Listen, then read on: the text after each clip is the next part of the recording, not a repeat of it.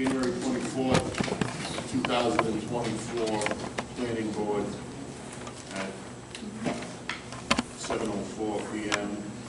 I have a call to order. We just did that, and a vote. Okay. And a roll- Mike roll call. Carpenter. He's here. Warren Ducharme. Present. Bill Gibb. He's absent today. Here. David Paolisi. Absent. Anthony Renzi. Here. And Hillary Young. Can I have approval of minutes from the January 17th meeting? Have a motion to approve? Yes, as you read. Can't hear you. Can you use the microphone, please? I got a hearing problem. Do you? I do. Okay. No, seriously, I do. Okay.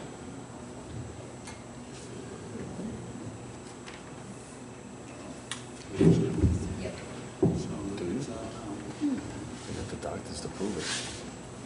Okay, can I have a motion to accept the minutes? I make a motion to accept the minutes. Second. Second, 1 seconds. All in favor? Aye. Opposed? Okay. Tonight we have a low to moderate housing presentation from the Libra planners, presented by the consultants contracted through Rhode Island Housing Municipal Technology Assistance Program on low to moderate income housing.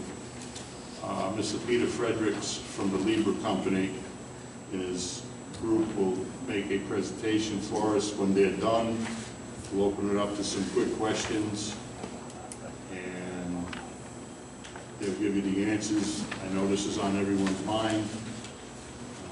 It's a pretty confusing thing that the state's put forward to everyone, so hopefully we can get some sort of idea.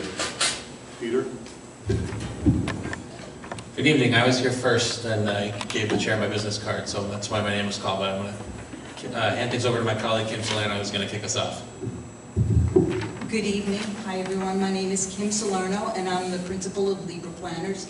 And I'm here tonight to give you a presentation on affordable housing basics. The idea of this presentation is to just introduce you to the topic, to tell you a little bit about ourselves, a little bit of how we came to be here, and a little bit of what comes next. So to begin with, I'd like to tell you about the Libra team. We are a municipal consulting network. We're a group of planners that contracts with different towns and cities to often aid the staff in executing planning goals when they don't have the bodies or the people to carry out the work. So we essentially aid municipal planning staff. We met in Newport, Rhode Island. The three of us were actually working together, and at the time I was the chairman of the planning board, and I have a background in architecture, and I had an architectural design practice for about 10 years. As chairman of the planning board, I worked with Peter Friedrichs, who served as municipal staff, and together we developed a number of planning documents and planning policy that the city both adopted and then transformed into regulatory content, and that was the North End Urban Plan. And we were fortunate enough to be recognized with both regional and national awards for that work, and so we decided to form a business partnership doing municipal planning. At the same time, Melissa and I had shared leadership responsibility for the Newport Planning Board, and we worked very well together because we understood that planning really is a collective process. It's about the community. There is no single person that's in charge. So we were really happy to share leadership responsibilities, and we went back and forth as chairman of the board. And that brought our group together. We have a fourth person in our group, Stephen Irvine, who is our data specialist. Stephen was a practicing architect, a licensed architect for about 15 years, and then he left architecture. He got a PhD in biology, and he ran a lab at the University of Rhode Island for about 25 years. So he's our facts and figures guy, but he really understands the built environment, so he's a sort of perfect complement for our group. He helps us mine municipal data so that we can make planning decisions that are founded in fact. In this job, I will serve as the project lead, so I will ultimately be responsible for all the products that we produce. Melissa has been brought on board as our outreach specialist. Melissa is also a transit planner, and as a transit planner, she works with big municipalities across the country and even in other countries. And she has significant experience engaging with groups of people. So Melissa's done a lot of work with the research of this presentation, and she will work with us on other outreach events. Peter is our technical specialist, so when it comes time to answering the technical questions about what is this and what is that, Peter will be here to answer our questions. And then later on in the project, there will be a data gathering aspect of it, and Steve, who you'll meet later on, will be conducting the data gathering. One thing that I think is important for you to understand is that because we began in Newport, we understand that people are really, protective of the beautiful place where they live.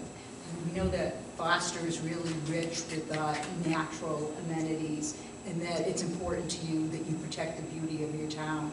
And so we recognize that, and we've worked in places where that's important. And we will strive to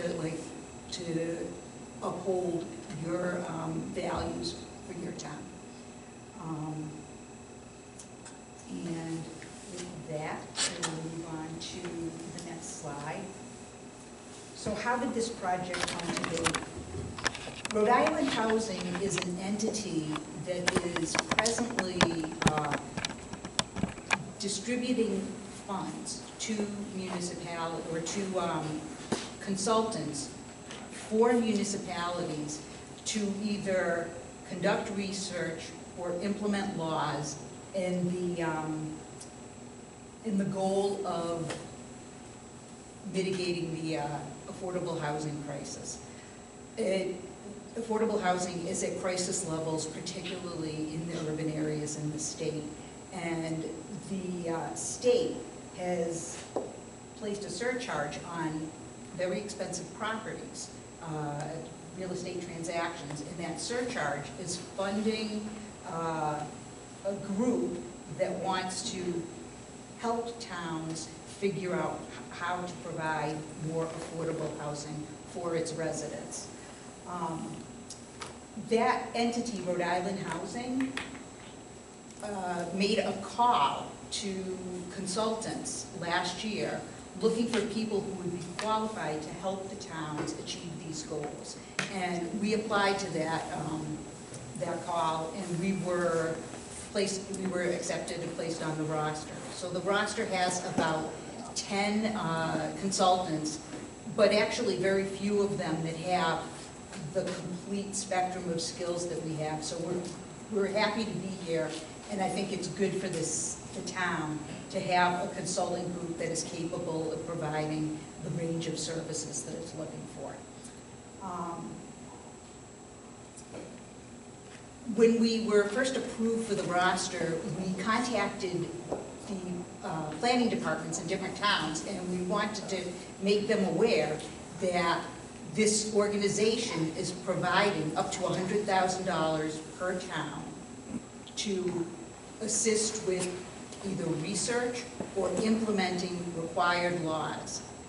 Because the backstory to this is last year, the General Assembly passed a series of laws and required the towns to change these laws so that new construction would be streamlined. That was a very technical process, and we've actually done that for a number of communities. However, you are lucky to have Grant, the town planner here, and he has been able to achieve most of that himself. So we were able to create a program for our work that augments his work and gives the community more information and more choices regarding affordable housing. Grant and I actually worked on that, and Peter worked on that proposal together. What I want to say about beginning our work in Foster is that these are the things we understand about this town. Rhode Island Housing is supporting this effort across the state. So even though it's often perceived as an urban issue, affordable housing is necessary everywhere, every town, and every state in the country, including Foster.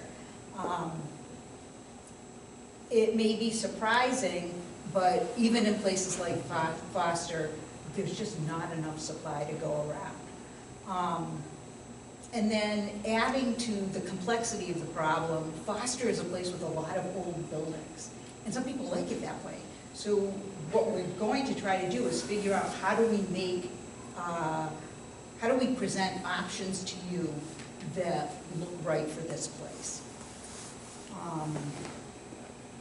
Let's see, let's go to the next page. Exploring LMI options. Peter, you want to just give a brief definition of LMI?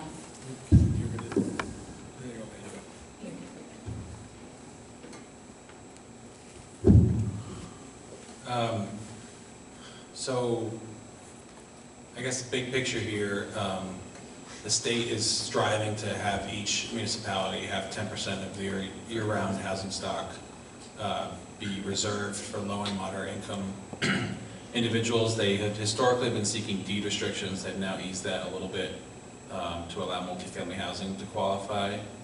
What they mean by low and moderate income is that individuals generally who earn 80% of the area median income or less are able to pay no more than 30% of their income for the housing.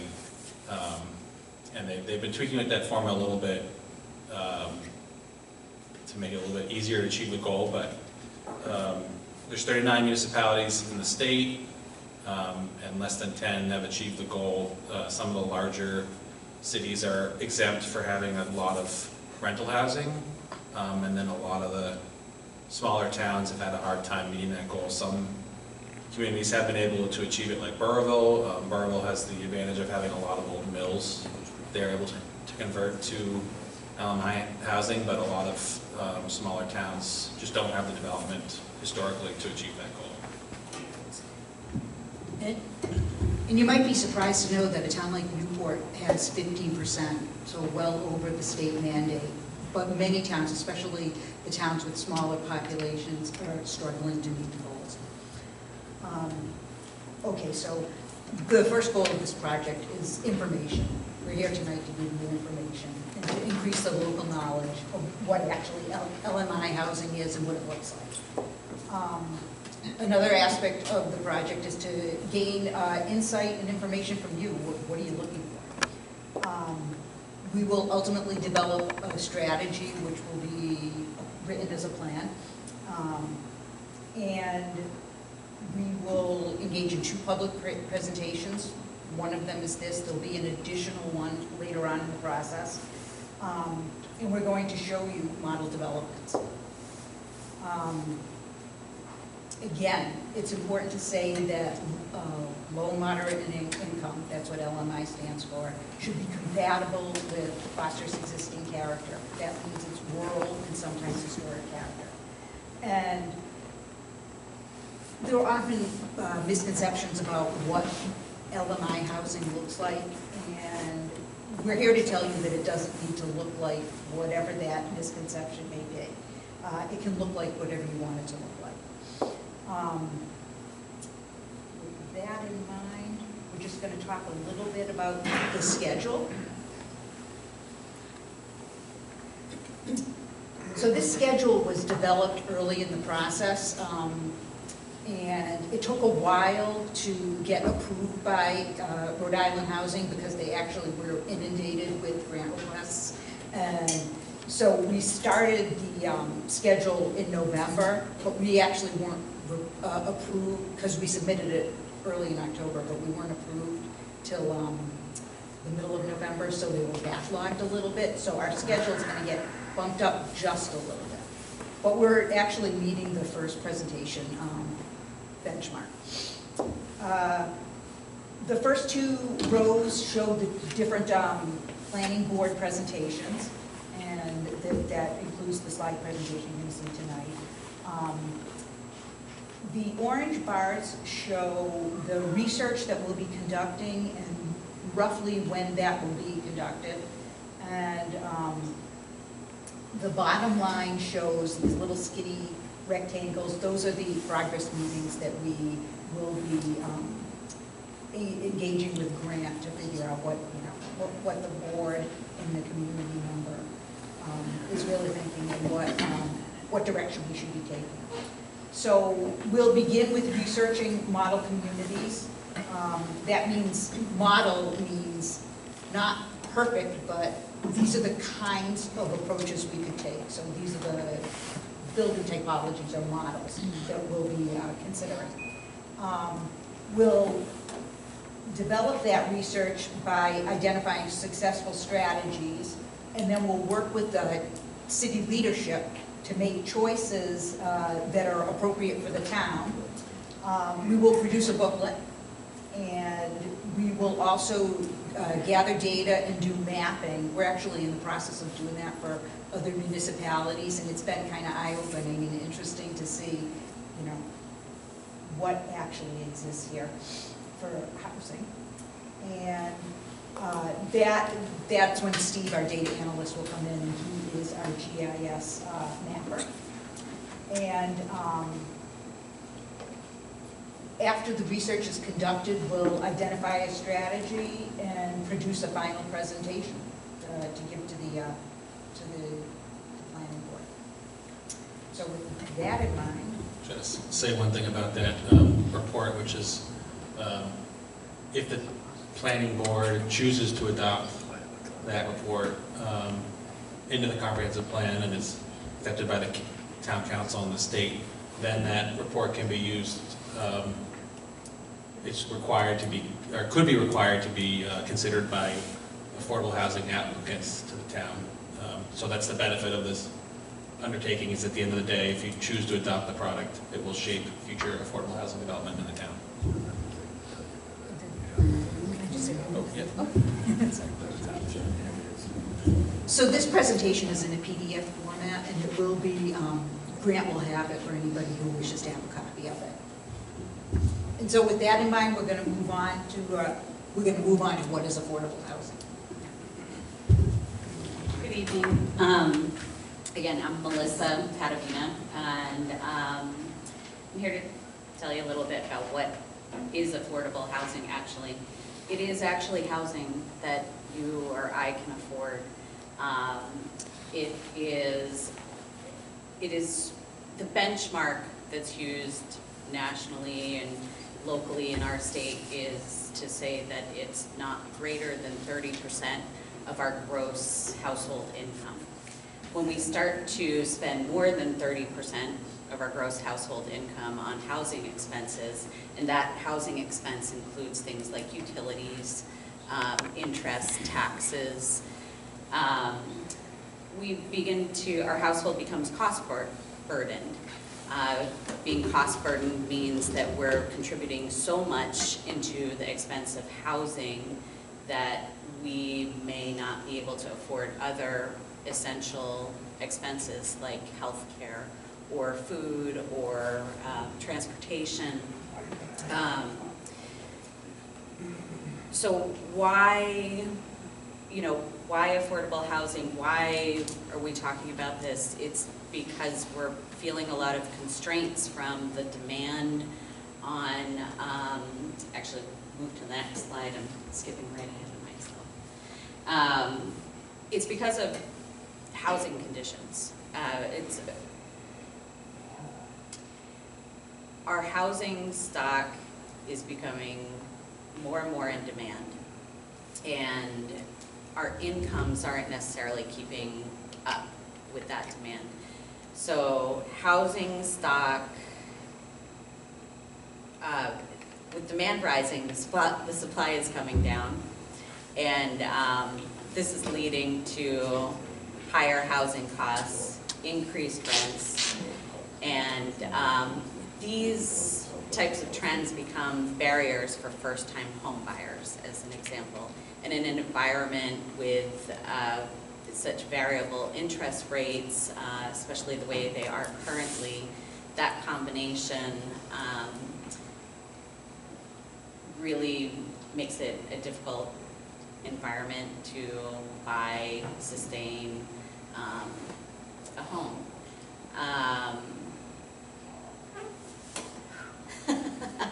This is why I apologize. I like make notes and go back and forth and jumble up.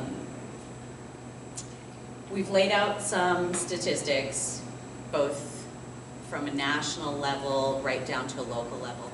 On this slide, we know, because housing is often a topic in the news, that there's a national crisis. There's really not a state that isn't looking at issues around affordable housing conditions. Statewide, we've listed some statistics about what is the median household income throughout the state and what's the median single-family home price in the state. The average rent people are paying, just to give you an idea of how that all breaks down statewide, if our median household income is around $75,000 annually, then if we're working with that 30% threshold, we want to be spending about $1,900 a month on housing. Median home price at $400,000 is probably going to cost us about somewhere between $2,800 and $3,000 a month. So we're really quite in excess of that threshold. The average 2-bedroom rent is, you know, kind of, it's really pushing that 30% reach. So we're either, statewide, we're really like at that threshold, or we've already exceeded it for being affordable. Regionally, here in northern Rhode Island, 71% of households can't afford the median home price. Up here, it's $370,000. And then, same source of statistics, the 2023 Housing Fact Book by Housing Works Rhode Island states that residents here in Foster would need an income around $130,000 to be able to afford to buy a home. We'll come down right into Foster on the next slide. So the U.S. Census profiles Foster as a town with a population around 4,500 and a number of households around 1,500. Taking that same framework, looking at the median household income in Foster, it's around 110. And we were really looking at some facts that state 130,000 annually is what is going to be able to make Foster residents be able to afford to buy a home. Your median gross rent here is an interesting statistic because you can see it's much lower than the state median gross rent. And we have learned from discussions with Grant that that may be due to renting to family members at an under market rate, or maybe friends of family members, something like that. So it's a very interesting characteristic that I think helps bring down that gross rent figure and contributes to how Foster addresses affordable housing. The kind of the median payment, median monthly housing payment for homeowners is around $3,200, according to that Housing Works report.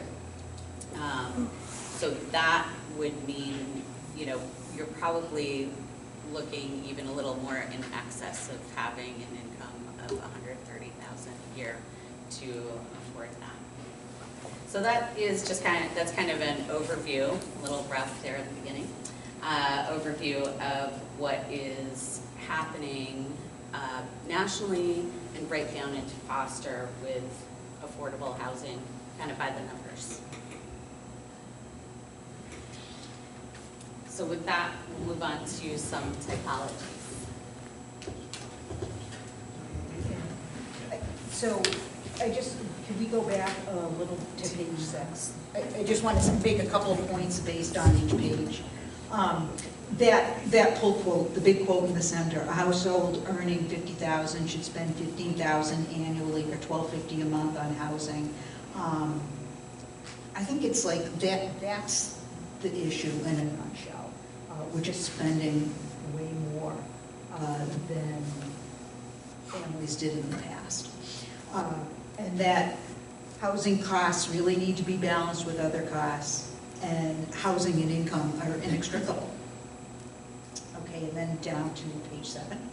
Kim, it should also be mentioned that our incomes, housing costs are rising way faster than our incomes can keep up. So incomes are pretty stagnant, housing costs are just, you know, booming. And to add to that, the reason, the big driver is that demand is exceeding supply. And the whole idea with the legislation is to make it possible to quickly increase the supply.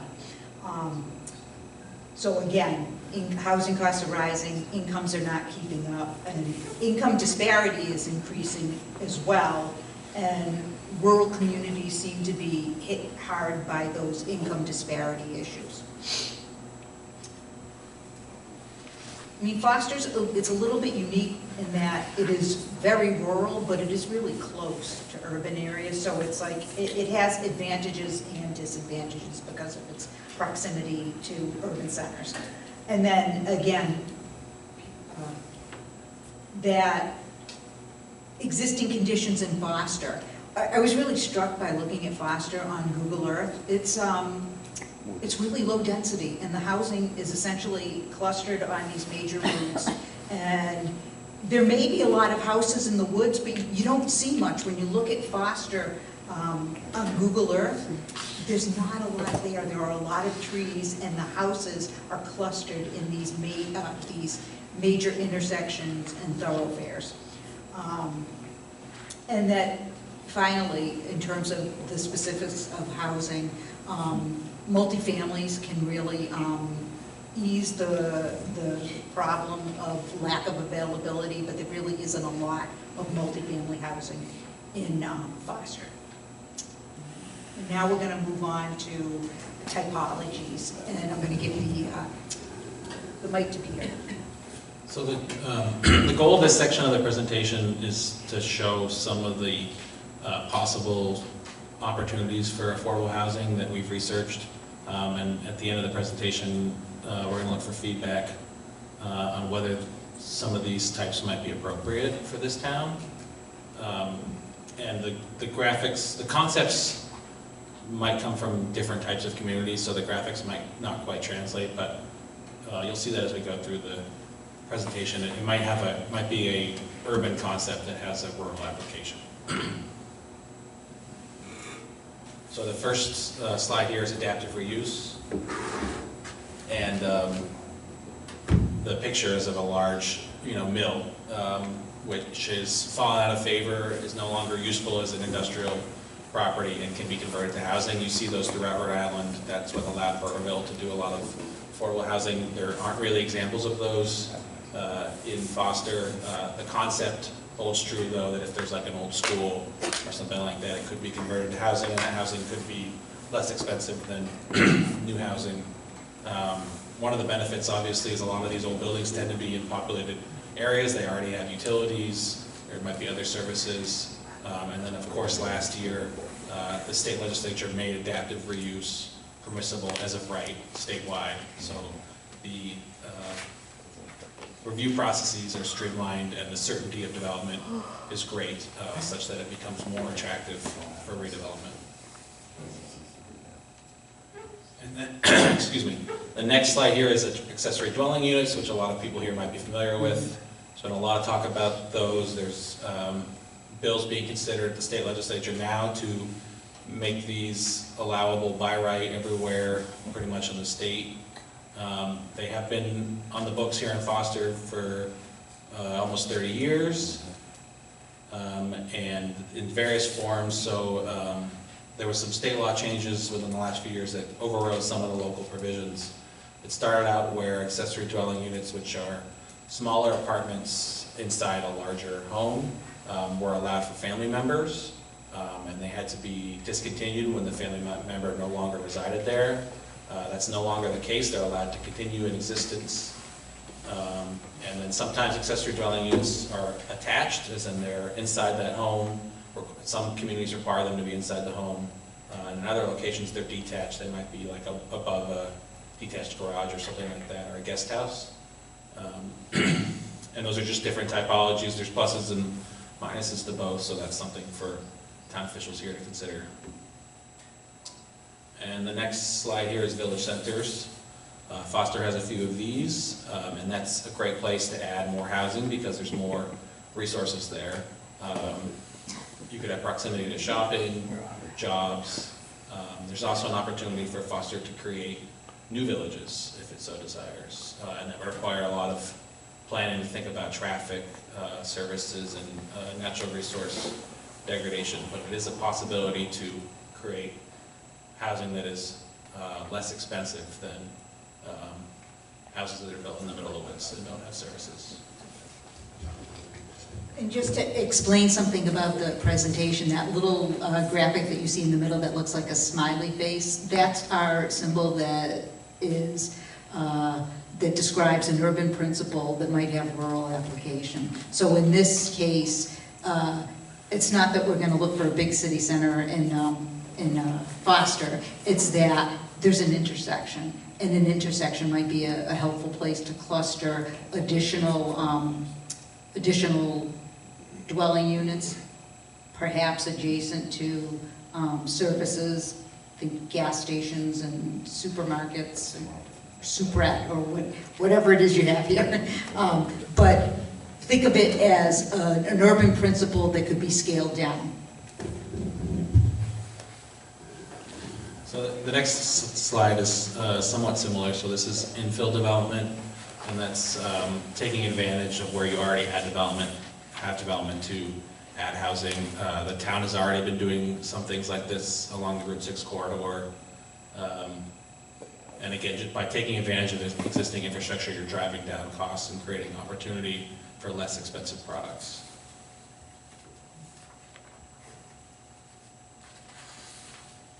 So the next slide is talking about different housing types. Foster has a lot of single-family homes, which are the image in the top left of the graphic. In between that and large apartment buildings are a lot of different typologies. Some of those might be appropriate for Foster. That includes attached single-family homes where you have a neighbor immediately on the other side of your wall. Those are also called townhomes. Could be small cottage courts where you might have a 10-foot wide yard between you and your neighbor. You might share a parking lot. A duplex, which is an attached house, or a stacked duplex, sometimes called two families. And there's different kinds of three families, which could be stacked, or they could be adjacent with a unit above or below. And then a little bit more dense than that is a fourplex, which looks a lot like a duplex, but would have one unit per floor.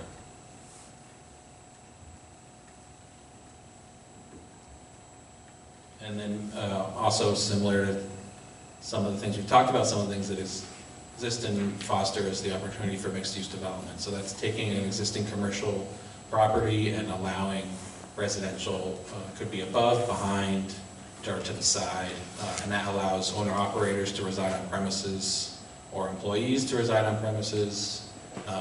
It allows them easier access to the resources that are in commercial areas. The obvious drawback is it exposes them to the pollution in the commercial area, light, noise, or other. And so this has a lot of opportunities and also has some potential negative effects as well.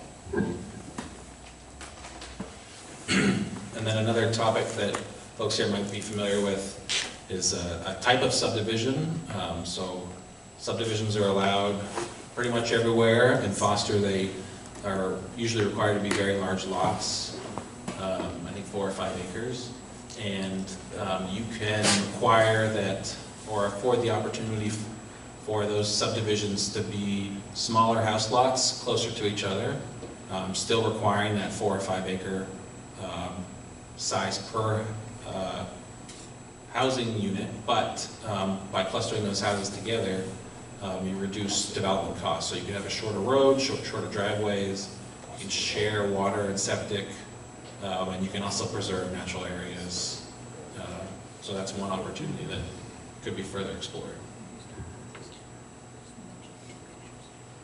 Right, so that top graphic shows undeveloped land as an example, the conventional subdivision in the bottom left. That is what you would typically see. That's usually what's required under subdivision law. And this cluster housing idea is that by locating the housing closer together, you can reduce development costs and achieve other benefits. And then the final housing type here is manufactured housing. And the idea is that housing is built off-site in a factory and then driven to the site, and that drastically reduces construction costs. These homes can also be co-located, like we've talked about with some of the other uses. You can share services and reduce site development costs further by co-location. And just as an aside, it might be surprising to a lot of you, but even in high-end housing, manufactured and prefab, it's a thing now, and developers use it to control the costs. But it's not what it used to be. There are all kinds of ways to make manufactured housing and deliver it to the site. Sorry, there's one last slide, and this is a bonus system. So I talked a little bit about the density that's allowed in Foster. You can create a system, there's a framework under state law where if a developer proposes that some of their units that they're going to create are deed-restricted affordable, that they then are allowed to build extra houses. So their market incentive is that they make more profit by building more houses. The town's benefit is that they receive more affordable housing units. And this can be an optional program or it can be a mandatory program created by the town.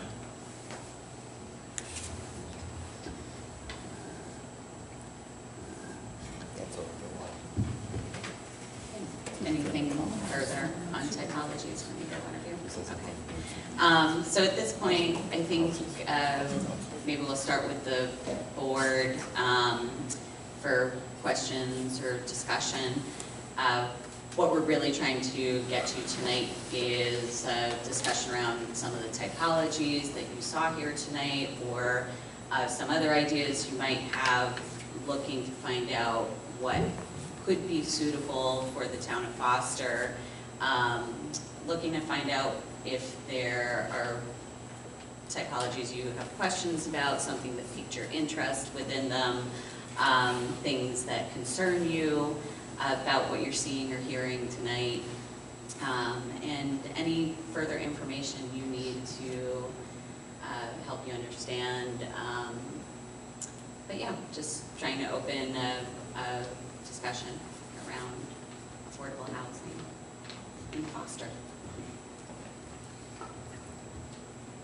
I guess we could, I don't have any questions yet. I don't know if anyone else on the board has a question.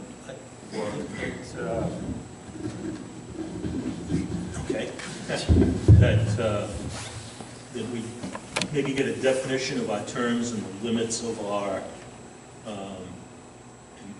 financial tasks. I saw some of the numbers up there, like the 50,015 is 20 years ago, Grace's, that we define the difference between, when they say the median, if I have 21 sales, that's sale number 11. That's not an average, and that's not a mean. Right. A mean is sort of like I sell 21 houses, the average selling price was this.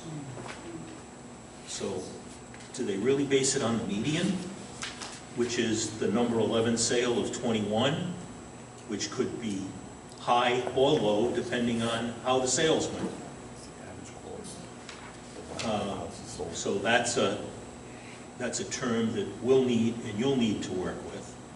And then that, as we say, define our, and those numbers are a municipality average, because now we go from median to average income, which is the 21 sales, the average for the town. So those numbers tend to float. And then noticing some of your numbers, when I moved here 35 years ago, I brought in a family of 4. I qualified for housing assistance in Pawtucket and Providence. But because I bought land and built my own house, I didn't count in Forster for anything, low, moderate, or otherwise.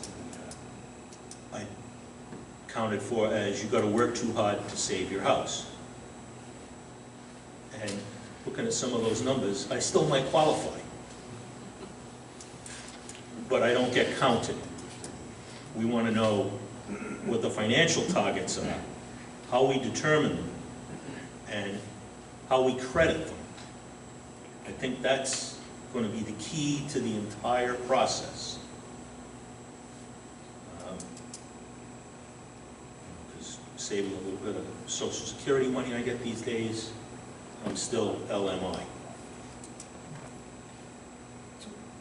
Can you just talk a little bit about? I mean, that's going to come from Data Steve? No, we haven't. No? Oh, okay. Can you just talk a little bit about where the numbers come from? Sure, absolutely.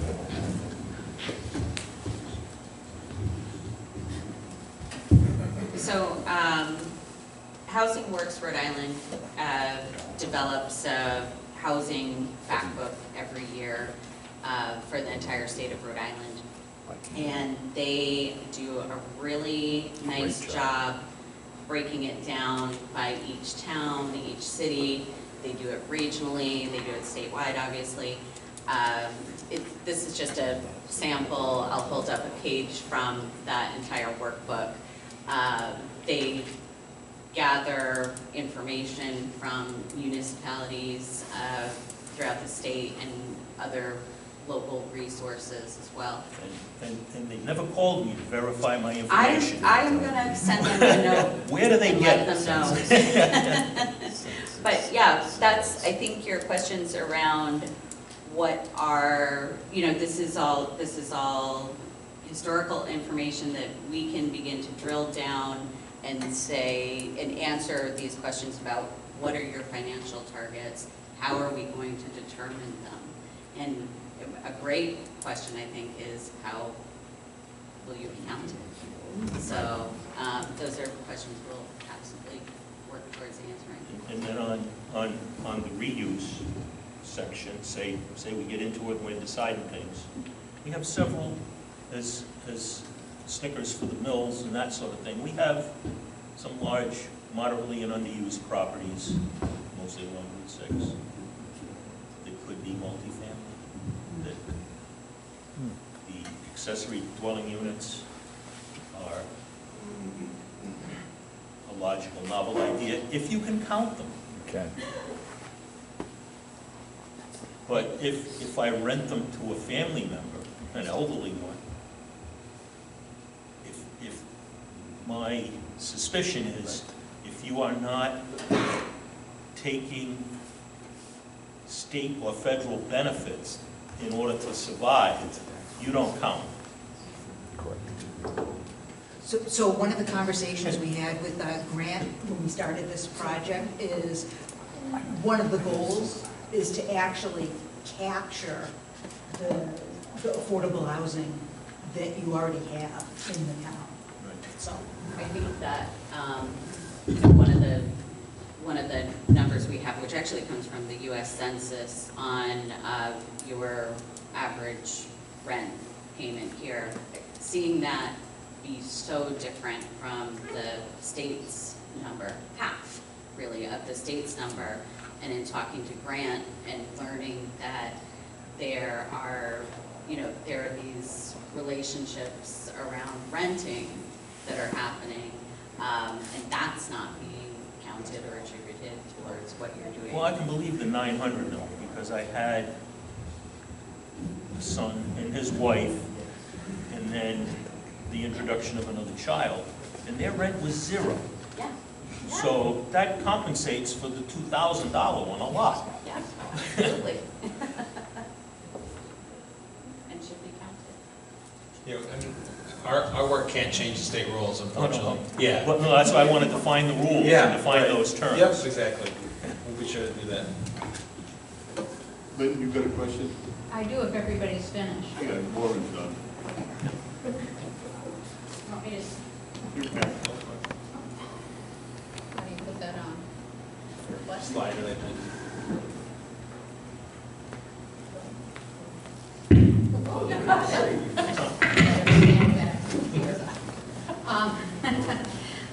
Just a couple of things, and one thing that stuck in my mind was that I really think that you need to plan to drive around Foster a lot.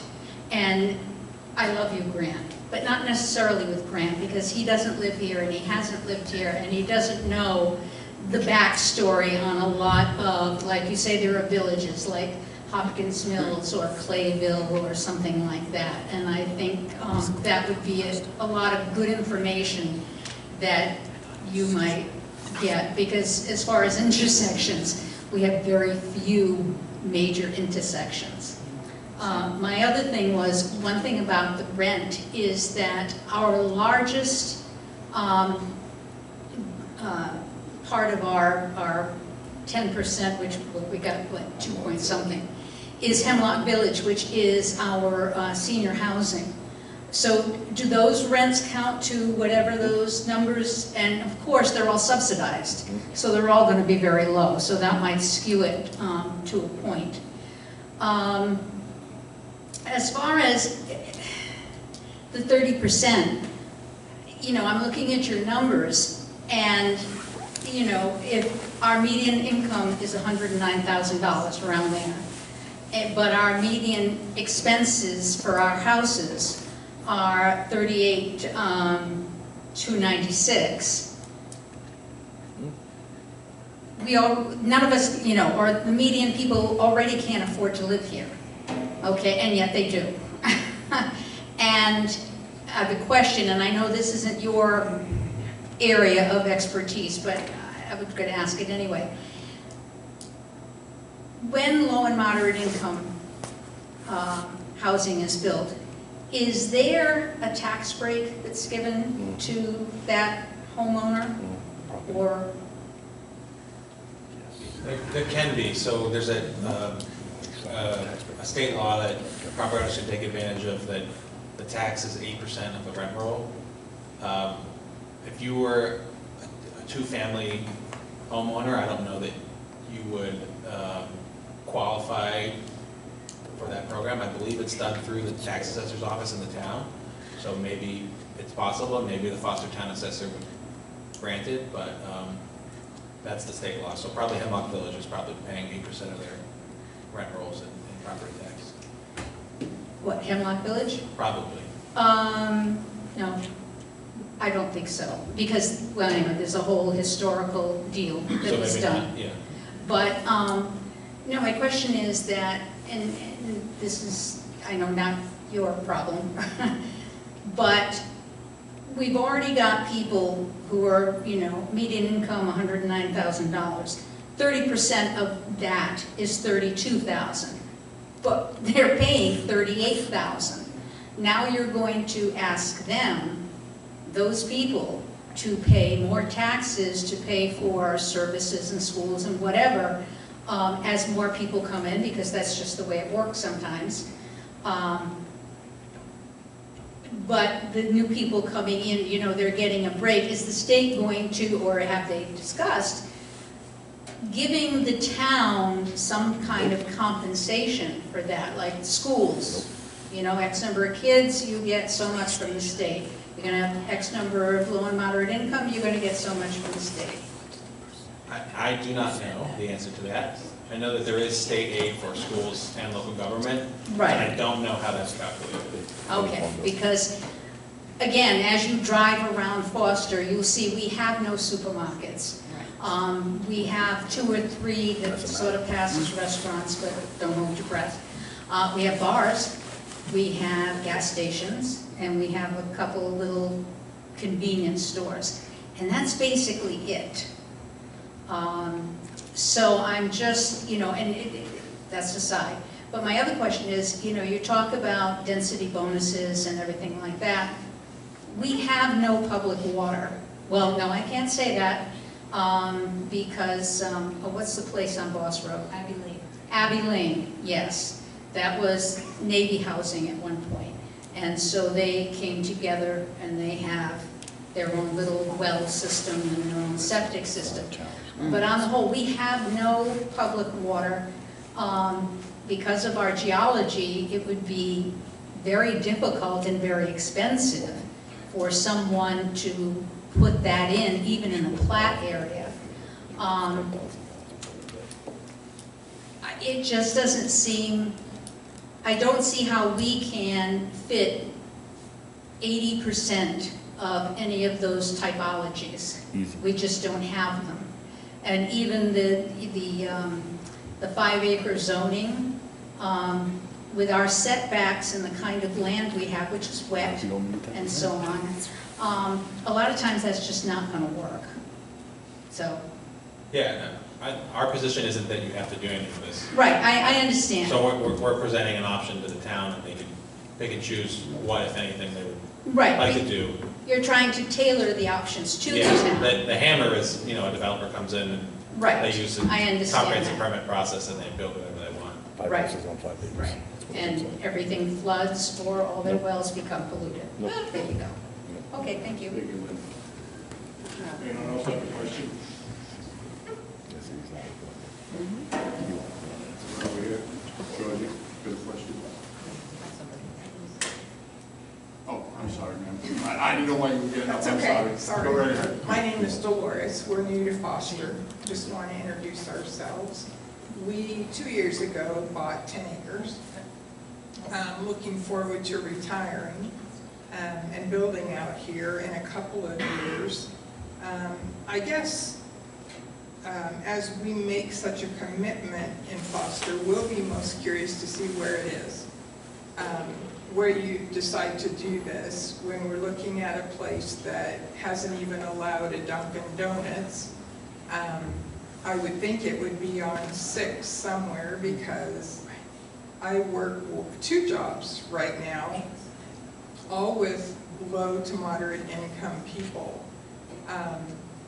I don't see any of them living out here where I'm wondering for myself, 30 minutes to get to a grocery store, you know, any sizable grocery store, and especially one that they would choose to shop at, which would be a Price Right or a Market Basket. So those are just some of the concerns that I have. We're going to be retired, of course. I think maybe a good number of people out here are. Costs have gone up. Maybe we just look at the problem from different angles.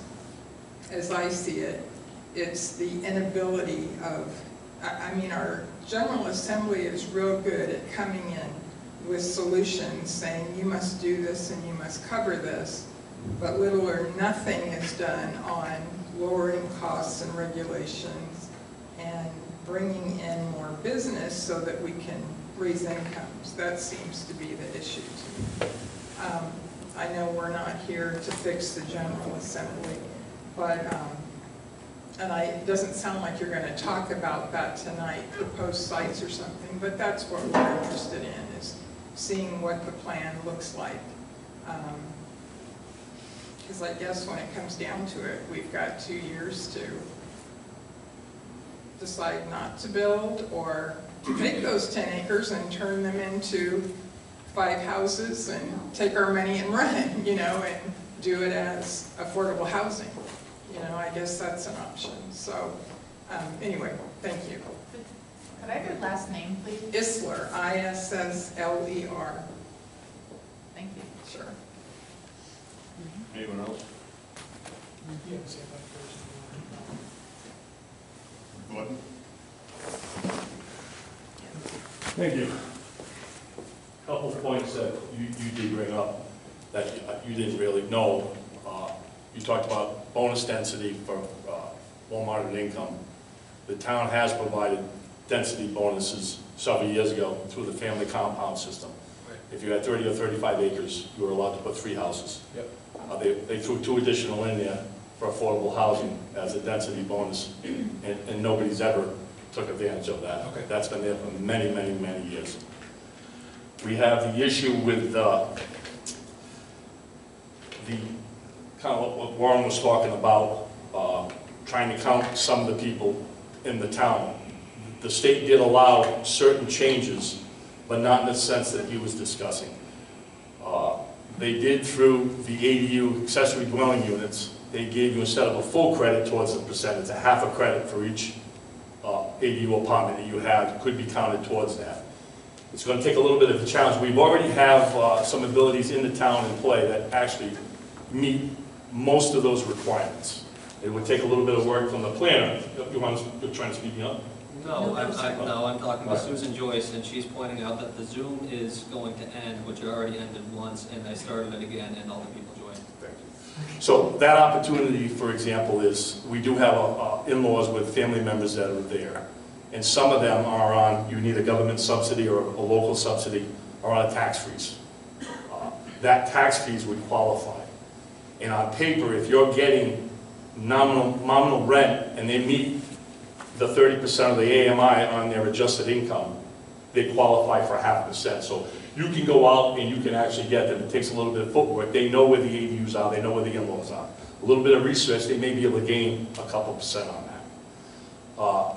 The reason we aren't as fortunate as Burrillville, and Burrillville did meet 10%, but Burrillville just fell under after the census. They have just dropped below 10%, so now they've already had to meet that challenge. Burrillville was a multi-mill town, Nasonville, Harrisville, Mohegan. There were multiple mill towns with factories that were left after that. But unfortunately, Foster and Scituate did have mill towns at the turn of the century. And when the city of Providence was riding high on their wave, they needed some water for their utilities. So they came out here and they dismantled all our mills and sunk them underneath the reservoir. Now that they've created that problem, they want us to be part of that solution. Now, the 10% mandate's riding up on just about 30 years right now. It's coming to its 30-year tenure. And some of those houses that are on there are going to stop falling off, and some of those cities will make a difference. So what a lot of people don't realize is 3 tenets to it. Government subsidy, and the challenge is the deed restricting on the property. That is the problem. And that means those properties are deed restricted for 30 or more years, and they have to be sold at 80% or less, or 50%, and their taxes are scaled. So if they're paying 50%, that person qualifies. If that tax bill for me, with the same house next door, is $8,000, theirs is going to be $4,000. So you do lose some of the revenue that it stacks down, I believe, on that point. The challenge for this town is we have a benefit and we have a problem. The benefit is we have large tracts of land, and you have the ability to, with low moderate income housing, I have the argument with the state that it comes hand in hand with public transportation. Most of these ones that meet, they have public transportation that qualifies for people to go to work basically 3 shifts out of the day, so both parents can work. We don't have that. So it's incumbent on the town to pick a piece of land, sit down with the state, try and get some revenue through commerce, through housing, and maybe DEM on a land purchase, and roll that into a retail, mixed-use housing, low moderate income, and a commerce component of that that will raise revenue to offset the loss on the low and moderate income. And you'll have the retail, and you have to pick a spot on a high-traveled area where you have the ability of public transportation. He's aware of it, the planner's aware of it, the state was brought in with all the state planners, 2 council members, offering that opportunity to get revenue in all 3 of those phases. I haven't seen any movement with it. I did sit down with Situate, they had 1 mill, they were very welcome, they're working with property owners, they're working with historic credits, and they're working with the town, and they're working with housing and commerce to revitalize a mill and meet their goals. You're referring to the Hope Mill?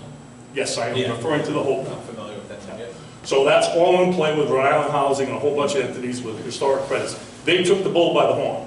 They didn't just bury their head in the sand. They were grateful for the information that was brought to the table and they moved forward with it. Hopefully this town can do the same thing because they had the same opportunity. Thank you.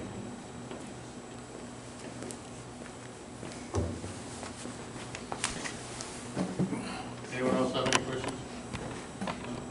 And that's why he wouldn't let me speak. Hi, I'm George Sackle. My question is for you guys. Have you worked with any other towns similar to Foster? You know, Barville's kind of unique beast, but So we're engaged with 6 different municipalities, and every one of them is to deal with affordable housing. And they're all different. There are other municipalities that share, they're different in physical characteristics, different in socioeconomic conditions. So I can say that, yeah, everyone is different. I mean, Exeter's the most similar probably. So I'll tell you, we're working with Exeter, we're working with East Providence, we're working with Pawtucket. East Providence and Pawtucket is very different. Right, we're working with You can't Barrington. compare those, there's a lot of I them. mean, we're working with Barrington, Barrington's also. and we're working with Newport. So, Newport, Exeter's So they're all probably the different. closest. I agree with you. but here's one thing they all have in common. I mean, the issue is supply. Right, but my question is, how do we fix that issue given our challenges? So we are excited to be working with Exeter at the same time, and we're hoping that through this process, we can uncover solutions that are, uniquely suited to small population rural communities. We understand the transportation issue. I mean, even in Newport, even in East Providence, the transportation problem The transportation is exacerbates just the housing one problem. problem, but as Lynn was pointing out, you have The sewer, septics yeah. and you have water issues. It's not an Right. issue. And a lot of, well, challenges, not an issue. They're Challenges. they're not a challenge. It's a challenge. So So, we have a project with, it's not affordable housing, but we're working with Charlestown on another problem, and they're very similar concerns in that community. So we have a range of communities we're working with. anything else?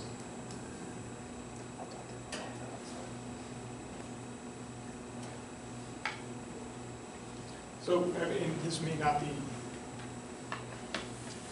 might touch base on what you were I saying. definitely would like to talk to you. What's that?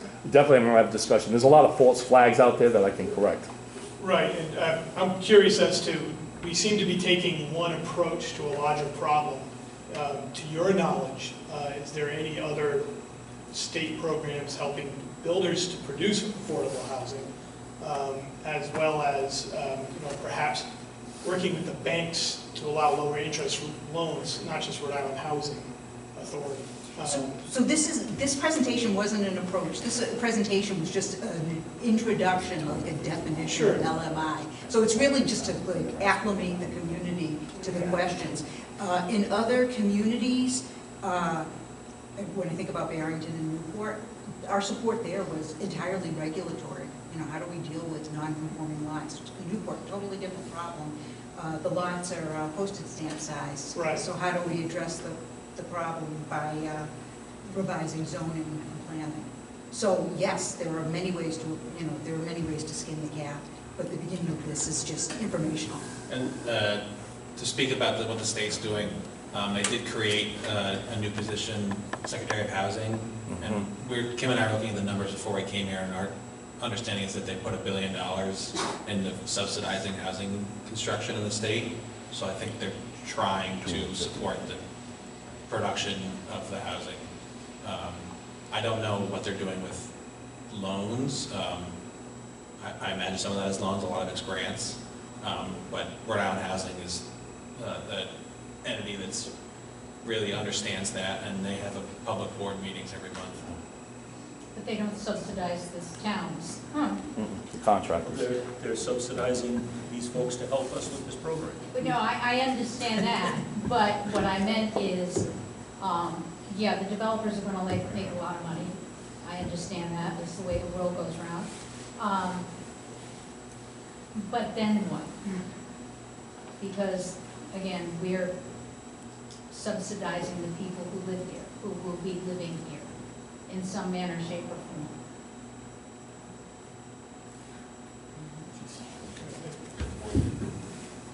This situation is currently exacerbated beyond belief. The town of Central Falls put in a group of a mere $300,000 townhouses due to the ratios that the housing department responsibly puts on people at that 30%. They've got one of those units committed and applications for everything else that have been denied for people who are in it. The people who are in need don't qualify under this market. It's going to take a long time to dig this out, but we have to put together a program to address the issue so that somebody doesn't come in and say, we're going to do that. And the other element is all of those nice mixed and combined units that you see, as soon as you get to 3 dwellings in any structure, except for townhouses, you're talking fire suppression. As soon as you do a mixed use, you're talking fire suppression. And out here, you're talking fire suppression and then emergency power and generation. That takes the cost and adds $20,000 per unit more. Minimum. On a 2,000 square, that's $100 a square foot more per unit. The costs and the expenses currently are unbelievable. Never before seen. Anyone else have any other questions? Okay, we're gonna do this again. Obviously, we're gonna meet with you guys again. We'll decide whether we'll have an open forum like this or meet just with the planning board or whatever. Probably do this the same way. Or you'll be together with Brad. So I wanna thank you guys for coming all the way up here to Foster. You guys know how to get home now, right? I live in Providence now, so it's so bad. GPSs don't work up here. One question I had was regarding the area median income. I might be misunderstanding it, but my interpretation of area median income is the median income for the state, not necessarily for the municipality. It's in the state's calculation, is that correct? I think it's pretty much Providence County, but you We actually, so we provided a couple of median incomes. We provided one at the a statewide number, and then we also provided one that is strictly for the town of Foster. Okay, so, and yeah, so what I'm getting at is something that I didn't hear in the presentation. It was referred to the area median income to be eligible for LMI housing to count towards the 10%, right, was 80% of the area median income, but that's only for rental units. Right. For units that are for sale, you can make up to 120% of the area median income. yes. And the 30% calculation would be towards principal, interest, taxes, and insurance. And I know that in Foster we have some issues with the density bonuses, and the state's legislation is geared more towards larger developments, which would put more of a strain on a well and a septic system for something larger. It might make sense to have single-family units which are deed restricted and are constructed with some form of government subsidy, in an area of town, maybe outside of the Situate Reservoir watershed, where more people would be eligible for, to be counted towards the 10%, and that type of housing is more along the lines of what we see in Foster. Right, exactly. Without Yep. many rental units. Exactly. You know, that's certainly an option right now. No one's doing that, because why would they deed restrict their home they're building, and make much less money? Unless they're like a, you know, a nonprofit, want to do that, maybe the new property owner, Foster, wants to do that. In order to encourage it or mandate it, then you have to provide incentive or regulatory requirement. But that certainly could be the solution, is more single-family homes. Thank you. Mm-hmm. Okay, thank you, guys. Thank you. Thank you. We're gonna move on to,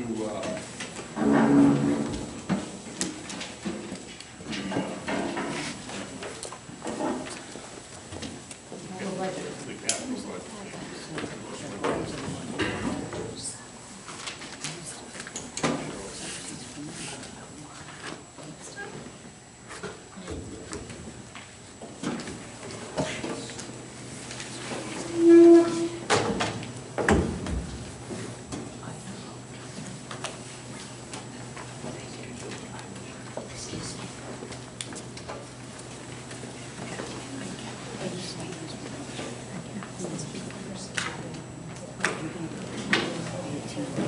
We have someone from the school committee, obviously.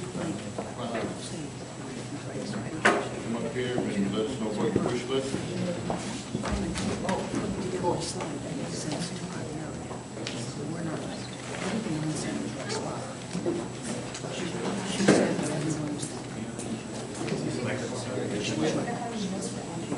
All right, so, you guys good?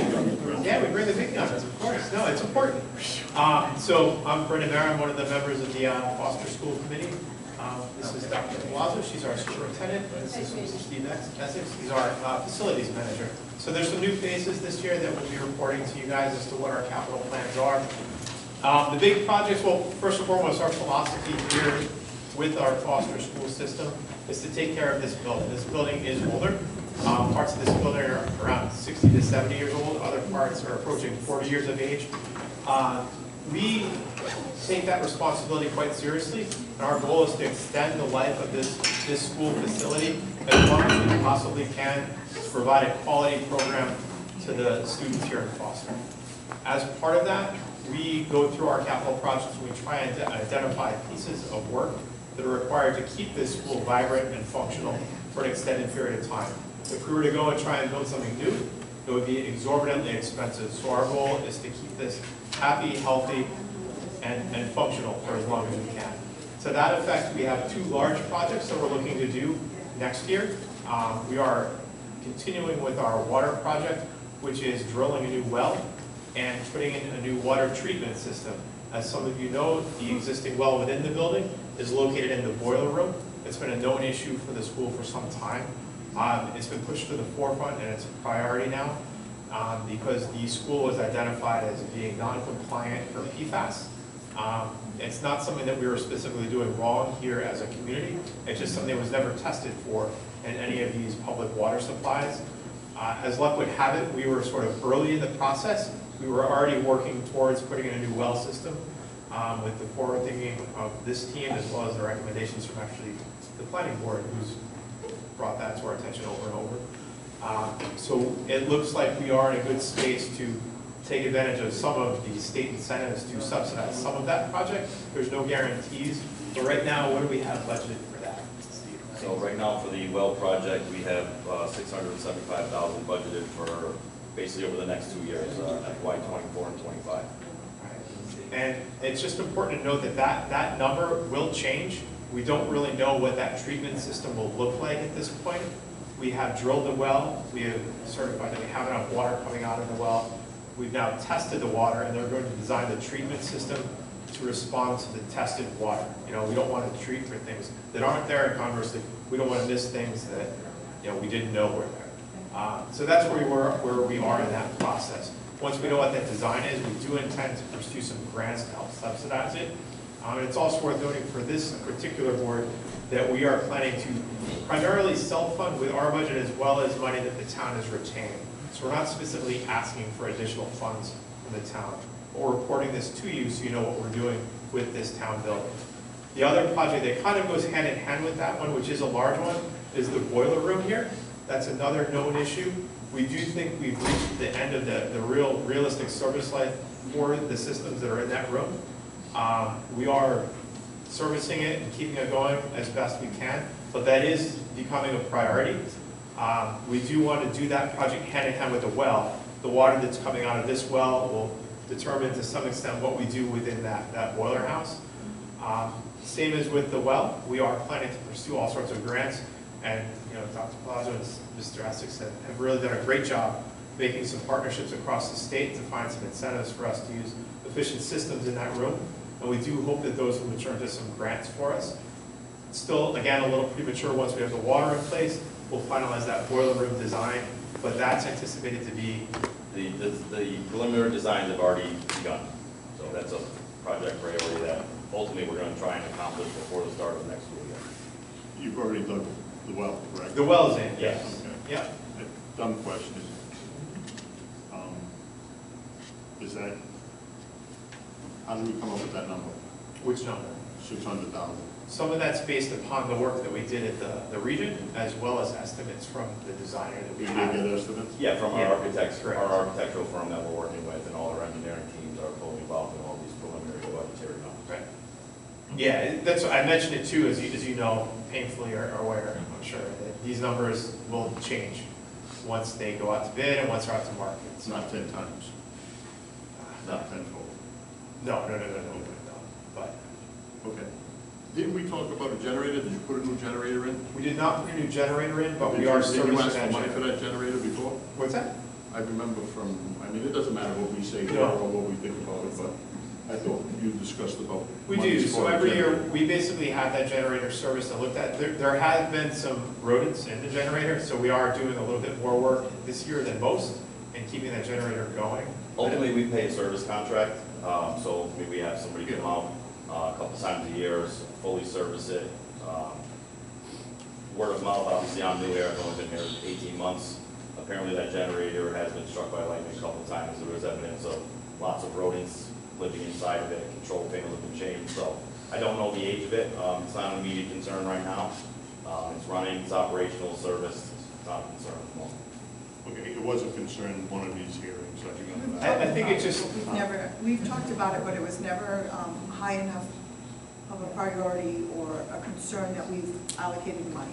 This, I've looked through several years, we haven't allocated money towards a generator. It was Mike Carpenter. It was Mike, Oh, yeah. is that, oh, yeah. And Mike was also big on the well and the Yeah. boilers. all right. The big four have always been the generator, the well, the boiler, and then the septic Okay, system. that was a flashback. Yeah. Yep. And what else do you want? I mean, I give you anything you want, but it's not. I think it's just more important for us to share with you what we're planning to do. These are rather big projects. They do have big price tags, but they are important for the reasons I mentioned at the beginning, just to keep this place going. Like, these aren't luxury items. We need water, we need heat. And realistically, we need to push forward with these. Our goal has always been to kind of stagger some of these projects so that it wouldn't be one big project at a time, but we need to go forward with these. It's not one that we can put off. So, I mean, I've worked closely with the business manager on this. They've been allocating money for all of these different projects that you see here. And what they've done is, as they were able to fund certain projects themselves in years that they could afford it, that's why you see this money still carrying over, because they've used some of the money for some of the projects that they've had. They've used their own money, and now they're saving all that the larger sums of money for these projects right here that they're referring to. So they were able to carry that over. So they have three sources of money. They have they have their own capital project fund. We have a capital project fund set aside for them, for the monies that we've reserved all through these years for projects that they were able to fund on their own when it was all said and done. And then we have the housing need. So we're kind of trying to use all of those funds together should fund the next few major projects. Cool, you got a plan. That sounds good.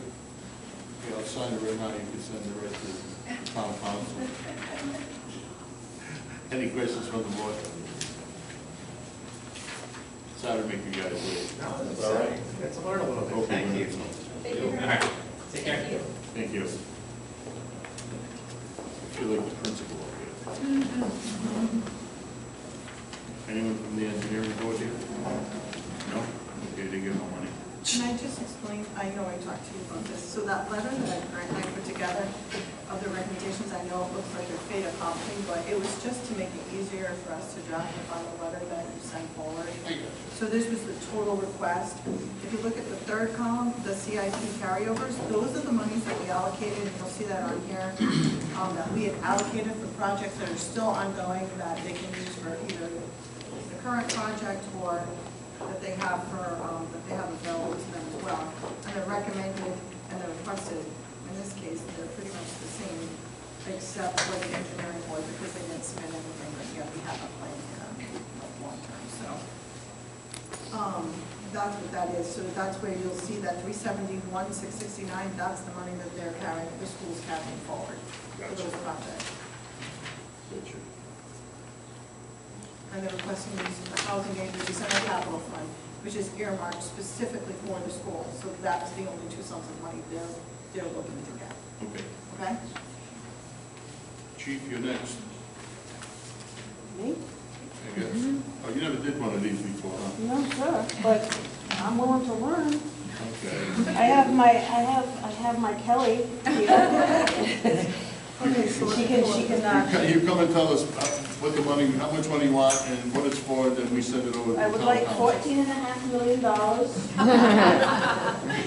payable in however you want to give it to me, yeah. This is for next year, right? I am gonna defer to Kelly because Okay, we have a that's meeting That's tomorrow. $1,500 a month, Kelly, for 60 months? For that- yes, for that program? so they have multiple things that they're funding now. So during this year, their communication system, their radios died Yeah. completely. Right. So we had to sign a lease, it's already been approved at the council for them, but yes, it's nearly $20,000. It's like 19, I gave you the copy of the lease. Yeah, I got it. It was $1,600 a year for 60 months. I saw that. How much? 19,000 a year. 1,900. It's 1,600, oh, you're right, 1,600 a 1,600, month. that's right. Right. Yeah, so it's 19,000 a year, so that's part of their. And that's just to be in the program? It's just to actually rent that for, program? it's for the equipment, Oh, it's a rental on the equipment? yeah. To buy it straight out would be, So we did the math, Grant and I sat down, remember we sat down when we had them, Tyler, I don't know. if you Yeah, remember. and So myself. we had them call, so it was like in the $80,000 figure, but then you had to pay for the maintenance of it. So when you added it, those, I did the math. Yeah, So for the okay. 5-year Yeah. cycle, it was actually, it was the same. And they Well, replace, within at 5,000. in 5 years, they replace everything for the bubble. They do the Well, whole. no, that's not true. If something breaks in that 5 years, they replace it for the bubble. At the But end they of don't 5 replace years, it is at the that- end of 5 years, no. at the end of that 5 years, is that radio still good and we can still use them? We can buy it out. We can buy it outright in 5 years, or we can do another lease. Roll it over for the new model, the fancy Right. model? Okay. So, it was more expensive, but when it was all said and done, not significant enough to try to come up with $90,000 a That's month. transferable. Okay. You know how you know about interest, so. Okay, gotcha. So if you look at that larger sheet for the police, it's, they spent all of their, they had 59,000 carried over from last year, they had 59,000 carried this year. They spent that on their 2 vehicles that they're about to get. They purchased the vehicles, they're getting them outfitted, that's 124, so they're starting the new cycle with zero money. So, they have us recycle all their vehicles throughout. So basically, you're buying the vehicle about every year and a half. You're funding it, I should say, even though you might not be buying it, you're funding it. And then, the $11,000 is because they need new guns for next year, and that's about the estimate of all the equipment that they're gonna need. And then the 19,000 for the lease, and then the rest of the money, so. No, that's like guns, I can never understand that. That's kind of like, you're a carpenter, you should go buy your own tool. They're on a 5-year life too, they only have a 5-year life for their service revolvers. Yeah. So, what we tried to do is annualize it so that we fund it this, just about the same every year. And in order to really do that and maintain that, we've been funding 60, it's not enough. We're gonna have to raise it to 75 to make that all work. It's been taking me a long time to figure out how you're doing this stuff, but I got it. You got it, 10 right? years later, I got it. We just take the money out every 7 years and then we'll pay for something. Yes. And by the time we pay for it, it went up 10 times. But that's okay. No, That's we're it. paying for it, we pay for it now, No, but I got receive you. it. They don't need it now. So right now, you're kind of pre-funding a vehicle that they're gonna buy not next year, the year after. Yeah, we're good. But, you know, it's still in our account, the cash is still in the account, you're just, from a budgetary standpoint, you're level funded. Okay. That's what that's all Anybody have about. any questions for the chief? Anybody got 14 million for him? Warren, you got any spare money? At least you guys have a sense of humor. I should have also made it clear that we can't fund everything that's on this list. So if you read their total request, basically, or that they're asking for, like the total is $1,932,000.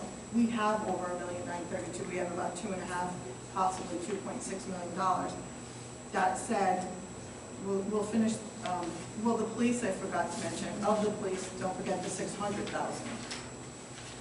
So their request was $678,000 because $600,000 was for the station itself. The debt that goes for the bond next year, and the rest of whatever's left over will go towards the actual build itself. Didn't any of that money go to the architect? Yeah, of course they did. Is that the ARPA money? I'm sorry? Is that the ARPA money? No? Yes, that's the Okay, ARPA money. that's right. So of the 2.6, we have set aside 200 and whatever the school's requesting, 249,072 is earmarked for the schools. That's the housing need. So you can't use it for anything else. It's restricted. And we have of the 2,600,000, 600,000 is restricted for the police station. So that money we're freeing up this next year, so it can actually be used for the police station and the school as it occurs, as they need it. So it still sits in reserves, but in a different reserve. Instead of the capital fund, it sits in the reserve for those projects.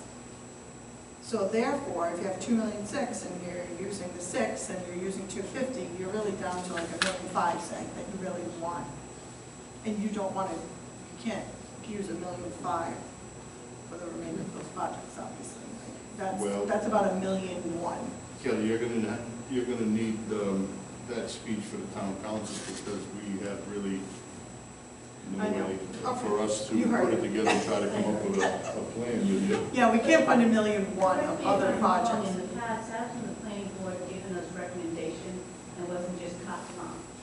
They gave recommendations about what they felt as a committee, as a planning board, what would be appropriate to spend the money on. A recommendation. Granted, the council can do what they want, but I believe last year you approved everything, Yep, and we had to make the cuts yep. without being privy to Yep. what you want. Because in previous years, all the recommendations that the planning board came up with were all frowned upon and laughed at, and the town council made the final decision anyway. So the town council has the final decision on anything we say anyway. So most of the time, they didn't take our recommendations at one point, unless things have changed now and they're willing to take our recommendations. I would need to have, and my board would need to have, more than one day in front of us, okay, this was dumped on us today, to go look at all this stuff, or yesterday. Okay, You're not the department heads so didn't, correct. the department heads didn't turn their requests in time, okay, so you want me to look at a $2 million here of requests and start slicing it up right now? You know I can slice numbers up, and you know I will come up with a lot of my recommendations.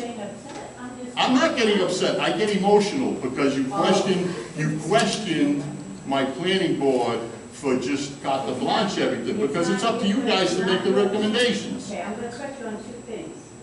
It's not your planning board, it's the town's planning board. It is not yours. I'm the captain of the team here, if you want to place it like that. I'm the chairman, these are my folks here, and we're a team, we work together. So I call them my planning board. If you want me to say, you guys are the town planning board.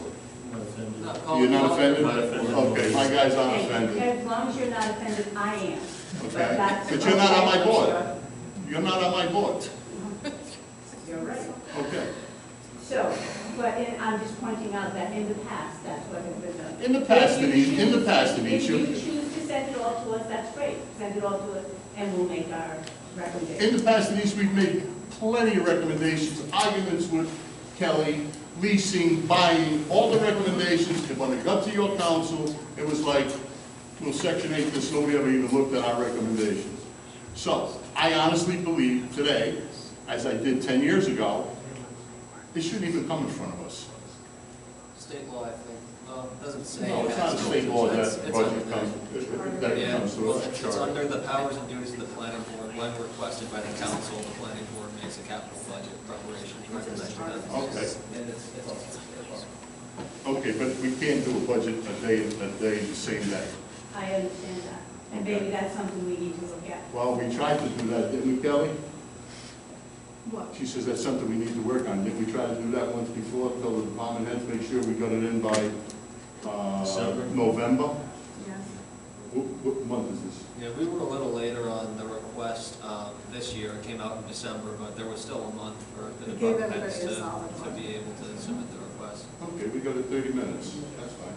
So, Look, you can do anything on it. so Kelly, this document that, you're saying that this is over, this still brings us over, this recommendation? We could fund it, I just don't recommend it, Okay. because it would, I know. it would only leave us maybe $500,000-$600,000 left in our capital, and we haven't had a capital fund balance that low since like 2017. I don't really want to return to it if we don't have to, particularly because we don't know where we're going the following year with the police build and what we're going to need. So It's just not even a good idea. it's just not a good idea. I'm not Not really good. that comfortable with that, but I mean, I don't make the You see where I'm going with this? Yes, My I do. recommendation, I got. But you also have more information for you, presented to you at the capital budget. I'm not talking the regular budget, the capital budget. You get more presented to you than we do at the council. Why is that? Because it comes to you first. Oh, okay. But, and again, okay. And that's why I'm sitting here today, to hear what's going on. Now, there's something wrong with that, that the TC president has to come to our meeting to find out what's going on and asking. You should have this should be on your table ahead of before me. You should be telling me what to do, not me telling you what to do. Okay? That's one. Two, whatever we're coming up with, she's the treasurer. She's already saying I make a recommendation that we don't spend that kind of money. So why am I wasting my time? well, we just created the letter with everybody's recommendations. When you piece it all together, the total, so you don't know as you're doing it. Kelly, I understand how the program works. Yeah. My point is answering her, we're not making a recommendation. My answer to her is the recommendations don't go anywhere, and it's really the town council's hands, okay? I'm not gonna, when I first got on this thing, we questioned everybody, when they came in, and we did all that baloney, and then it didn't matter what we said. Sir, what can we do about this? Do we have to make these decisions tonight? Or No, should we're not we- making any decisions We can make the tonight. decision, we have until, I think, February 1st. Okay, so. If you wanna work on this, okay? Sure.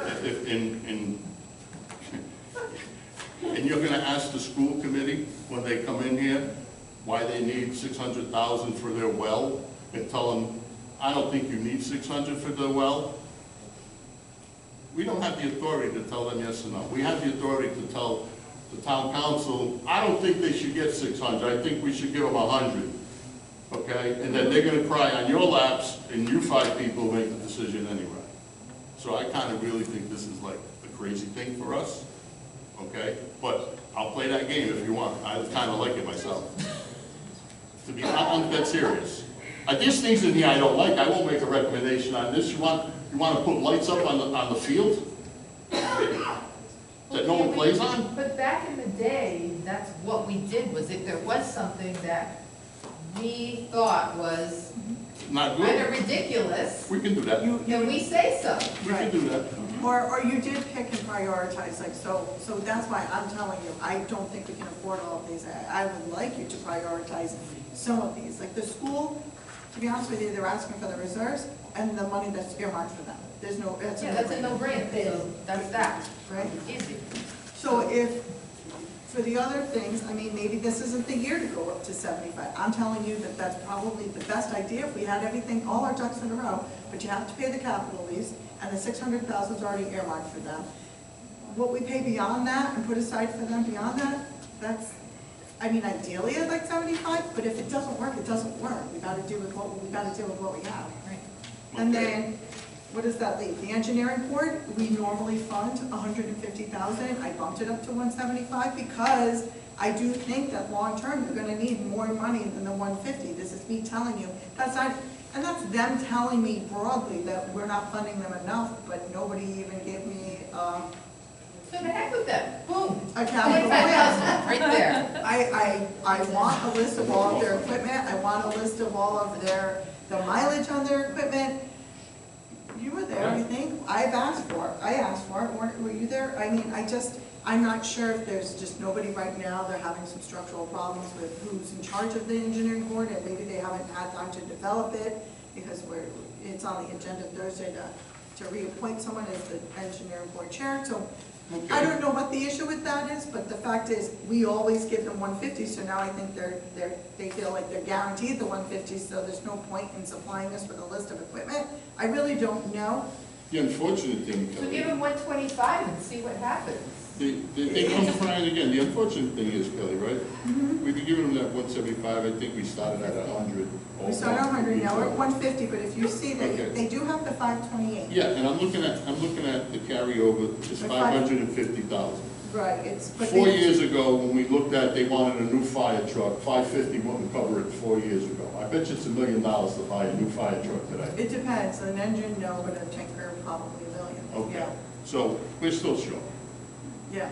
okay? We're short everywhere, Anthony, no one's disagreeing. Oh, I know, I At know. any corner you look in, we're Okay. short. And I believe it's here at the planning board that we started having the conversation where I said that my major problem with the engineering board, or the fire companies and the rescue companies, is this town is never going to be, and I've said it numerous times, we are never going to be able to support the equipment that goes in 3 stations. It's 3 tankers, 3 engines. They have a tremendous amount of equipment. So my point was that's why we created this pool of money so that they, as a group, had to decide how to spend it.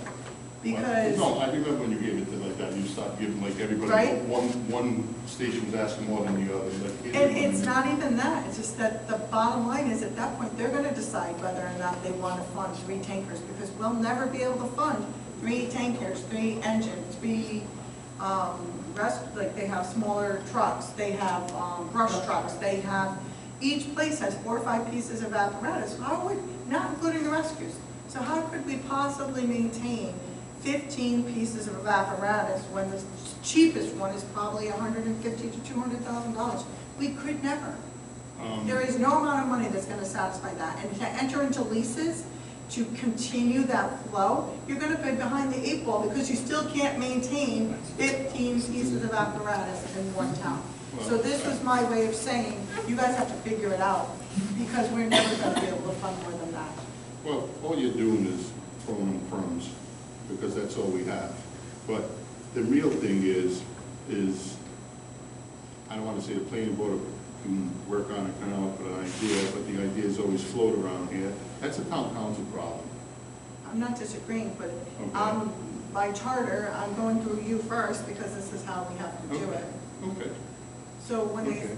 you know, I'm not, we're not gonna, I think everybody here, some of these, this all started with a fire truck years ago, but that money's all put in there. And then, how do they figure out who spends the they have to all $500,000? agree. They all have to agree. They have There to was agree, an so in other agreement made words, a couple of years ago, that we sat down with them and said, you all have to sign off on it. They can, I don't know what fire truck they need and what they don't need, they all know as a group who needs what. They all have to agree, you're getting the fire truck, you're getting this. for example, Oh, there you go. I think you even attended a meeting where they said the next truck on, because South Foster's had one, Worcester Valley's had one, so they're like, the next truck will belong to Foster Center. You notice Foster Center hasn't gotten a new truck. They've maintained their truck, they spent a lot of money fixing their truck, but they did not get a new truck because they don't have the votes to get a new truck. That's the fact, because they even recognize that they cannot maintain all of these pieces of equipment. They're gonna have to consolidate in some way, shape, or form, and if not in building, at least in equipment, because we can't fund it. And in this town, when there's a structure fire, a house fire, they all show up. So you're all showing up with the same trucks. So you have, you know, and maybe they do that in the city, I don't know. So that's, I don't know if this is the year to go up to 175,000 or whatever, not either, but there. I think we have more important things that money should go to. Okay, I mean, again, it's just, believe it or not, it's really minor to what we need, to what we need to do. Yeah. That doesn't help anything, makes one payment. But for me, I felt like I had to put it in because they're saying they're not being funded enough. We put in 150. I knew that nobody returning my calls or emails had nothing to do with them not wanting it. It was more of a matter of, so whatever. So I have a question.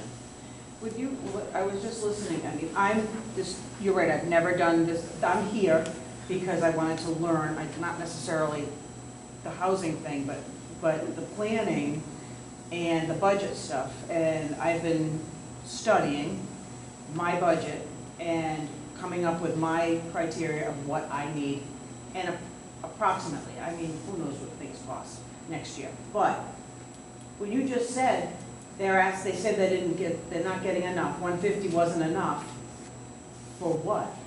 Do they have a list of, this costs this? I know what my budget is. I mean, I know what my guys make, I know what my dispatch, I mean, I have line items. Yeah. Do they have line items? Yeah, just the first year, they didn't ask us for like Jaws of Life or. No, they did actually. Foster Center asked for a Jaws of Life, but then again, they're not asking for their joint money, so they went about it the wrong way. They have to go to the engineering board. We already have that money put aside. Their engineering group and get them to sign off on their Jaws of Life. They either do it or they don't. So, but don't they have to? Years ago, they used to provide us a list of equipment, their hours on the equipment, their mileage on the equipment, and we could evaluate. They haven't done that in several years, so it's outdated. I don't know anymore. But if you were to see now as a group, you see all this equipment. How could a town of this size with 4,500 people support that? The number of equipment, that dollar amount. In addition to their operations of 3 stations, 3 departments, or 4, really. I know it's under South Foster, but it's still, the rescue is still, and we're fully funding that. Well, but that really isn't a preview here, purview to like make a recommendation to what you should do. But if you want us to work on something. It's your board. You recommend that. Oh, now it's my board. Do what you think is best, but I think. That's something the planning board could come up with. Okay, it really could, and make a recommendation, and then everybody will take it for a recommendation, everybody will like scatter for the woods, and then we'll, families and relatives and cousins and all that other stuff that goes on in this town, it'll never happen. That's just the way of the world. I don't have any relatives. My husband is a statesman. Okay. So Kelly, on this, right, you're saying the school department and the police department basically, that is what it needs. The only thing the police department that's arbitrary, the 600 is done. Right. The 19 is a have to. Yeah. Right. The rest is a plan. Okay. So that's the subject. With that being said, I'd like to excuse myself and thank Kelly very much for helping me out. You're welcome. And I will see you I'm in so the proud morning. of you. And you in the morning. So the guys. Thank you. Yeah. Yeah, Regina. the other 600. So the difference of the 29 and the 30. So the other 45 is the planning for future years. And the town-wide is also. Oh, given. Townwide. Grant and I made it up. We're estimating worst case scenario. Because we have the town hall renovations, we have a big problem with the town hall, we just spent all this money renovating some office space that nobody can use. we have storage space up there that we can't use or access. To fix this in some way, shape, or form is gonna cost money, and we don't have any put aside for this. So why are you asking? Because we gotta finish it in some way, shape, or form. No, oh, I understand. I'm just saying you're asking for money on one side, and then you're telling me we don't have the money. We don't. That's like telling me, you know. Well, if we Mommy, do- we need a car, but we don't have the Well, money. we have the money, it's just, it's gonna, You just hate to spend it. I keep telling you, it's like your own checkbook. it is. I admit this. I'm very conservative with your money, like I am my I own. know. But that said, you should thank me for that. You got an award and all about It was tough. So the other thing is that, we have to put something aside, it. No, that's a smart move. That- something, and I have no idea what it's gonna cost. I don't know if we're paying for a suppression system, a sprinkler system, an egress, a storage. Pick one of those things. It could be a combination, it could be all, I have no idea. That was a good move. That really was. You never had that. That was a good move.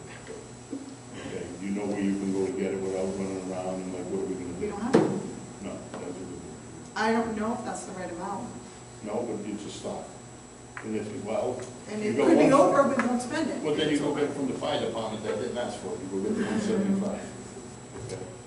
So if we don't spend it, the thing about earmarking it, if the project that, for what we put it aside for, doesn't come to fruition, we don't spend it and it goes back. Okay. So then the only other place on here is Public Works? Yes. And is that, what is, So the public works, there's a long spreadsheet that makes that up. So they have a full plan. That's under there.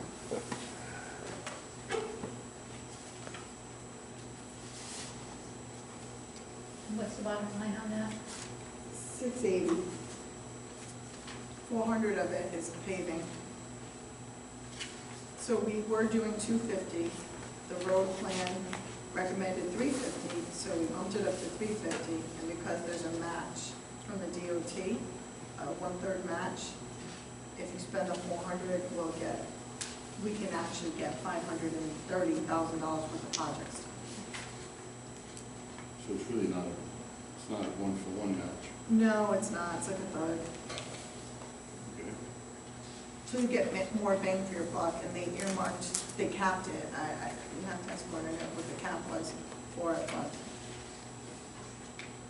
and so then on here, urgent, the lighting engineering study for new rec site, 55,000? yeah. Is But, that, it says grant, so does that mean so we're applying with for that? grants, and if we were to That's get a the grant, match. there would be a match. Is that through Jack Reed? We haven't heard anything back from them yet? No, I haven't heard anything since I sent that email one of the first days I worked in Foster. And I don't know if we necessarily need the lighting there, if we don't know how many teams actually use the field at night. Like, could we prove that, okay, yes, we actually have teams that play there during the day or that will play there, and then we need the I lights could at night? probably answer that. You cannot find a single football field in the state that doesn't have lighting. Yeah. Football is done in the fall and it's done in the evening. Yeah. Every single football field that's utilized has lighting. If it's not utilized, it's because it doesn't have lighting. Right. So we got over $1 million investment in that field, and there's no lighting. It don't matter to me, I just don't want the council to look bad. You just spent $1 million, and if you don't want to put lighting up for the tennis courts, in the football field, and the baseball not so much, that's played during the day, but football is played at nights. And it's up to you if you want, it don't matter to me. Was there, so we have had no timeline? I know the grants take a long time. So when was it? It was, I asked you, what, 2 days after you started? Correct. We started working on that. So when was that? That was around March 1st, 2023. All right, And, so we're coming up on... I asked for a follow-up, and I never heard back from Aaron Arcand, who works at Jack Reed's office. The Pontiac High School plays football, I imagine, at night over there. Tri-Town Titans, usually when I was a kid playing football growing up, we play on like Saturday mornings. So, I mean, I'd like to see something like that actually be proven to use the field before we say, oh yeah, we need lights for a football field. Yeah. Is there, so, just back on the grant, is there, we have a contact person we can follow? I mean, it was in the pipeline, you put it in. right? And- Yeah. Yeah. So I could reach back out. It just takes a while. Maybe you weren't on it, but I saw something. Did you send it to me? Something about a grant from lighting that it's starting and that we made it first, like, past the first tier of it, which means that we're just in consideration. I thought there was something, and then we probably just have to wait forever. The original plan called for lighting, it was cut out of the plan. Yeah, The original plan was scheduled for lighting, many things were cut and the lighting was cut. yeah. I thought you were on it, sorry. And the lighting in terms of like the budding, all the neighbors, does that? Well, that's why it would be engineered. That's an engineered study. That would be that an was. It's just a engineered study, study. this isn't to put the lights in. This is No, the just- 55,000 is actually a match for the Grant. grant, for the study If we get and So the, it's study and installation. yes, because if we don't get the grant, you're not doing anything, because the lighting is 200 and, like, we estimated close to $300,000. So, like, Yes. And if you don't have the money for the grant, and you get the You're not grant, funding. You're- then this you're gonna is have to not tell them, our sorry, we don't want the priority. lighting because we didn't have the matching Right. funds. Right, it's not. And I will say, You're talking on deaf ears. We don't even have a league. Okay, we don't have a soccer league, we don't have a little league, we don't have anything. We have Because we don't They have didn't it. even put pickleball in there. Huh? They they're didn't even put gonna, pickleball. they're gonna. That's easy, you put a couple other lines down, you tape it over the tennis Yeah, court I lines. know.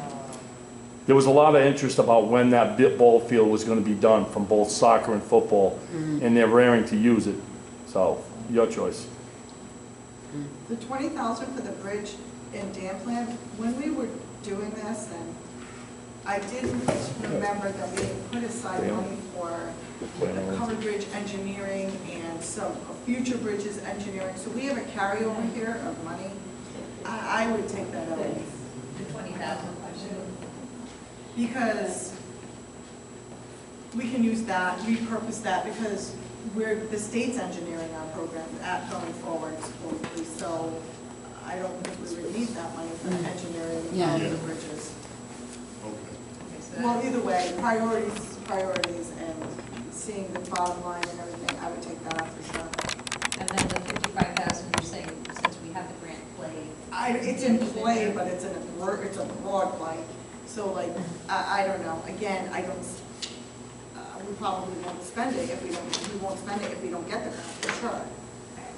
But it's there if you do get the grant for the match, because you would have to. So the 55,000 is only spent if you get the grant for 280,000. Yeah, so if you get say Lights in. if you get, let me see, a $300,000 grant and you had to match 20%, it'd be 60,000. So yeah, that's how what we were playing, 280,000 depending on the percentage of the match. Yeah. And then the 100,000, is that unnecessary? That would be a big chunk? That's not for me to explain. No, that's DPW equipment and the Why plan I'm here. and that. But and I put it in writing. So that's his like equipment. That's a new dump truck for another one of his old, I guess. Are we discussing the DPW stuff with you? You are, because you're asking me questions and I'm answering. I'll leave. That's why I'm here. I don't recognize you as the DPW. You don't recognize, why not? Your contract wasn't renewed. And according to your contract, you have to have a vote, on the pleasure of the council. I don't think you've read my contract. Huh? It's public knowledge, you know that. Well, then read it. I did read it, at the pleasure of the council, my friend.